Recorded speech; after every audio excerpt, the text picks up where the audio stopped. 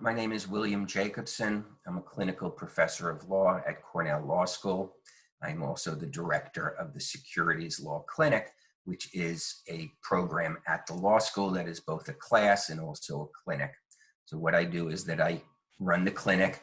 We do a variety of things, including representing individual investors who have lost money in the stock market. We also do public presentations on how to avoid becoming a victim of investment fraud. And we also run various competitions within our own program to give the students practical skills. It's hard to compare this to any specific earlier event. Certainly a lot of comparisons are being made to 9/11. 9/11 was a shock to the system. And in terms of the terrorist event of 9/11, it was over in a day. Of course, the repercussions lasted for a while, but this I think is much more systemic. It really goes to things such as our food supply, our supply of other things, our ability to travel.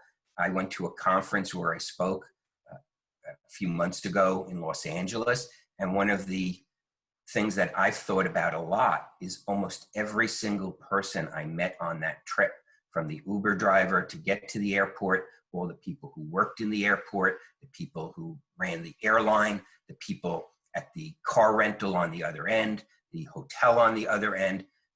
Essentially, every single person I met along that trip is now unemployed. And that's really shocking. The travel and the entertainment and the hotel industry has been completely collapsed and devastated. I've been through a lot of market ups and downs. I started after graduating law school. My first big foray into the legal world and the stock market was the 1987 crash. And that is something which wasn't as precipitous, say, as 9/11, but it did take everybody by surprise. That was in October 1987. By the end of the year, the market was back to where it started. Things were over. Then there was the tech crash in the late 90s into the early 2000s. And then there was the financial credit crisis in 2008. So the market goes through cycles.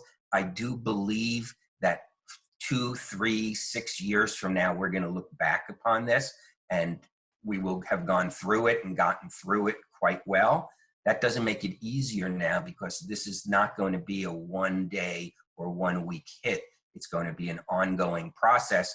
My perspective on it is, having gone through many of these crashes in the stock market, these economic crises, is that we just need to keep that longer term perspective, need to remember that this is a marathon, not a sprint.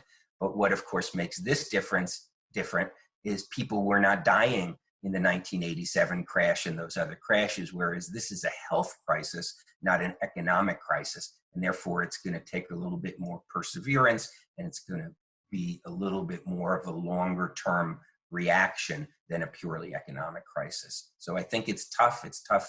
I've been remote now for a couple of months. It's a strange experience to have to teach remotely, but it's something that I think everybody is going through, and I think we'll get through okay. I hope I've been able to add at least one perspective to this discussion, and hoping everybody stays well and works through this together.